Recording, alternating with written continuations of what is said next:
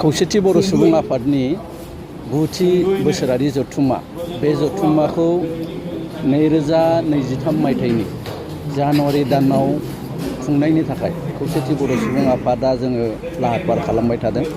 दिनै बिनिनो गुवाहाटि नैबे साहित्य कमप्लेक्सआव मोनसे गेवलां मेल जोङो गुवाहाटि ओनसोलनि बिभिन्न लेभेलाव बर'नि दोलो आफाद संगठनफोरखौ दैथायबोबाय थानाय आरो गुबुन गुबुन माहारियारि आफादफोरजों लोब्बा थानानै खामानि मावबाय थानाय गुवाहाटिनि गोरों गोरा सुबुंफोरखौ लानानै मोनसे जोङो बिथांमोनजों सावरायदों। सावरायलायनायनि गेजेरजों जोङो मोनसे बाथ्राखौ थि खालामदों।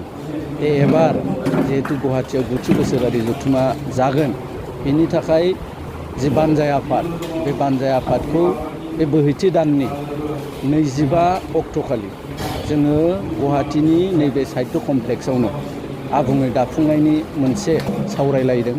जोङो गाहायै एबारनि जि बोसोरारि जथुम्मा, बे बोसोरारि जथुम्मानि हस्ट जिल्ला हिसाबै जोङो गुवाहाटिजों नांजाबनानै थानाय माखासे जिल्लाफोरखौ जयै सरजाबनानै जोङो बानजाय आफादखौ दागोन।